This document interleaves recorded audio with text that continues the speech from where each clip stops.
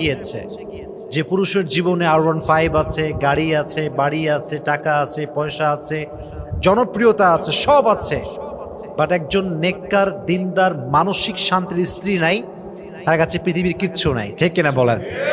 Exactly to the same way একজন নারী যার কাছে রূপের বাহার আছে, অনেক সুন্দরী নারী, বাপের কোটি কোটি টাকা আছে, ঢাকার গুলশানে ফ্ল্যাট, অনেক টাকার মালিক সে, অনেক রূপের এবং গুণবতী নারী সে, কিন্তু তার কাছে মন মতো একজন স্বামী নেই, মানসিক শান্তির একজন হালাল পুরুষ নেই, তার মানে তার জীবনে কিছুই নাই। ঠিক কিনা বলেন?